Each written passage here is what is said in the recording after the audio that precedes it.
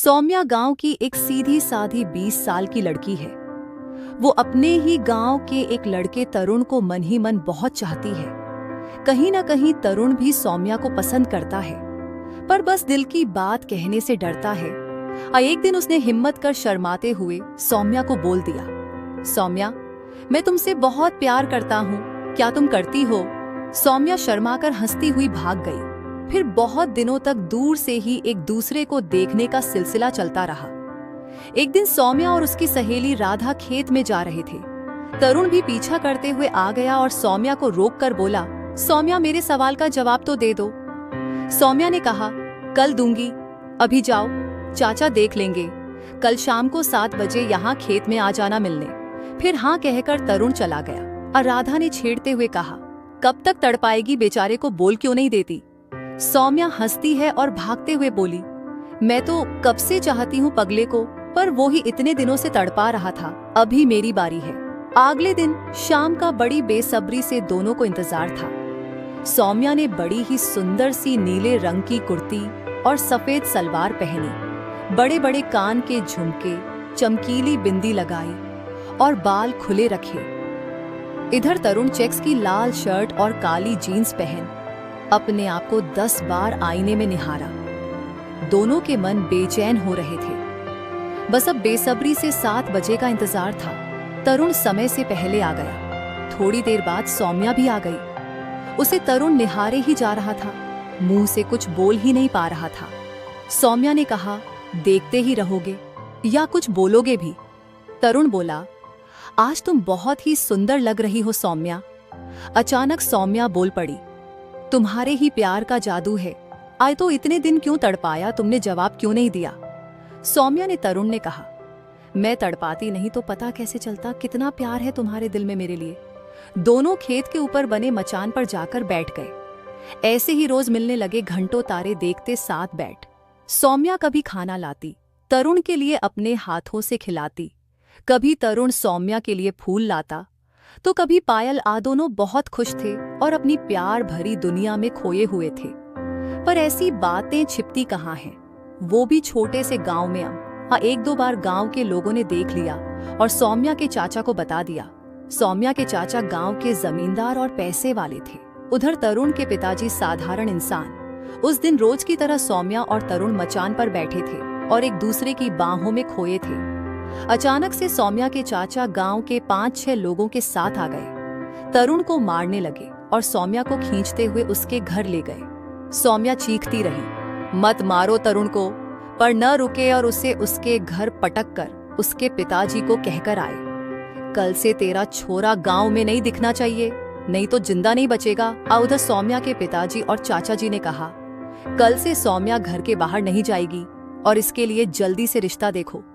इस महीने इसकी शादी हो जाना चाहिए। सौम्या की माँ ने भी उसे बहुत मारा और कहा, हमारी पूरी इज्जत उछाल दी गांव में, अब सड़ गई यहाँ इसी कमरे में। आप प्यार पर पहरे लग गए। उधर तरुण के पिताजी ने कहा, तू जा यहाँ से, शहर तेरी बुआ जी के पास।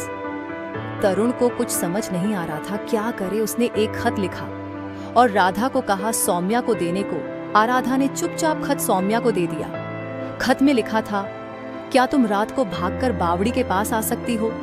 मैं वहां इंतजार करूंगा और फिर हम शहर चले जाएंगे। सौम्या ने खत के पीछे हाँ लिखकर राधा को दे दिया और राधा ने तरुण को खत दे दिया। फिर दोनों रात होने का इंतजार करने लगे और वो रात हो गई। तरुण इंतजार करता रहा था पर सौम्या नहीं आई। तरुण सौम्या के घर के बाहर भी 1-2 बार गया पर उसे वो नहीं दिखी। फिर सोचा कि शायद उसको प्यार ही नहीं है, इसलिए नहीं आई और शहर भुआ जी के यहाँ चला गया। 1 महीना निकल गया। दोनों तड़प रहे थे पर न तो दोनों की बात हुई न वो कभी मिले। घर वालों ने सौम्या की शादी सुमेर से तय कर दी।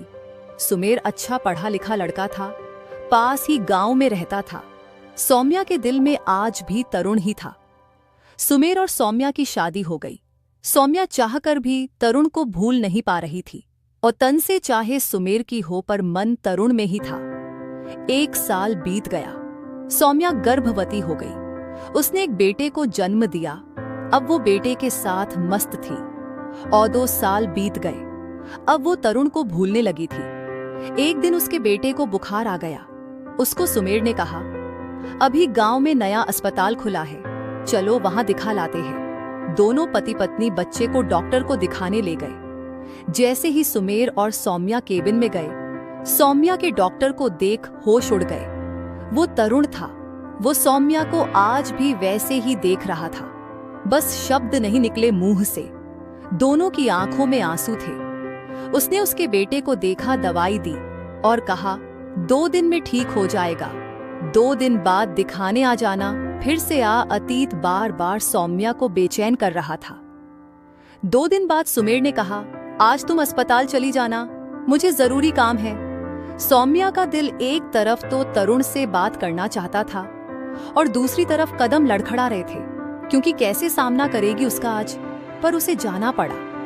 दिल जोरों से धड़क रहा था। जैसे ही केबिन में गई, तरुण ने देखा और कुछ न कहा। सौम्या ने पूछा, कैसे हो? तरुण ने कहा, तुम जैसा छोड़कर गई थी वैसा ही हूं। सौम्या ने कहा, कुछ पूछोगे नहीं? क्या पूछूं? सब देख लिया। तुम कितनी खुश हो, एक मैं हूं। आज भी तुम्हें नहीं भूल पाया। तुमसे मिलने फिर आया था गांव पर। राधा ने कहा, तुम्हारी शादी हो गई, तुम क्यों नहीं आई सौम्या? उस दिन इतना तो बता दो, कितना तड़पता रहा मैं, तुमने बेवफाई की मेरे साथ। सौम्या ने रोते हुए कहा, मैं बेवफा नहीं हूं, मैं भी कम नहीं तड़पी हूं। उस दिन आ ही रही थी, माँ मेरे पास सोई थी। उसने देख लिया और मेरे पैर पकड़कर गिड़गिड़ाने लगी कि ऐसा मत कर, गांव में बदनामी होगी, तेरे पिताजी मर जाएंगे, तेरी 2 बहनें और हैं, उनका क्या होगा? उस कल्पना ने मुझे कमजोर कर दिया और रोक दिया। जिसने मुझे जन्म दिया उसका दिल कैसे दुखाऊं? बताओ तरुण। तरुण चुप था। सौम्या रोती हुई चली गई। पर तरुण बेचैन था। वो बार बार सौम्या से मिलना चाहता था और सौम्या भी बेचैन थी। दोनों की तड़प बढ़ रही थी। और तरुण सौम्या के घर तक आ गया। सौम्या अकेली थी। तरुण ने कहा, चलो सौम्या, भाग चलते हैं, मैं नहीं रह सकता तुम्हारे बिना। सौम्या ने कहा कि तुम जाओ, सुमेर आ जाएगा। मैं नहीं भाग सकती, मेरा परिवार है। तुम हर बार यही करती हो ना, कभी माँ कभी परिवार। बस मैं ही एक अकेला हूं जो मर रहा हूं तुम्हारे लिए, और तुम बेवफा। कब तक ऐसे ही मुझे रुलाओगी? तुम्हें ढूंढता ही मैं यहाँ इस गांव में आया था। मुझे मालूम था तुम यहाँ हो। तुम्हारे कारण मैंने कभी शादी नहीं की। तुम दिल से नहीं जा रही, तुम चलो सौम्या। सौम्या ने कहा, देखो तरुण, इस मासूम बच्चे को इसकी क्या गलती है? मैं इसे नहीं छोड़ सकती, न ही इसको अपने पिता से दूर कर सकती हूँ। सुमेर कितना प्यार करते हैं हम दोनों को, बस मैं ही सुमेर को अपना नहीं पाई। पर मैं जा नहीं सकती। और जोर जोर से रोने लगी। और तरुण रोता हुआ चला गया। कहाँ गया पता नहीं। पर आज भी सौम्या रोती है तरुण के लिए। पर इन बंधनों से वो मुक्त नहीं हो सकती कभी भी, और तरुण के पास नहीं जा सकती। उनका प्यार बस दिलों की तड़प बन गया। वो बस एक दूसरे को दूर से देख सकते हैं, पर एक दूसरे के कभी हो नहीं सकते। आता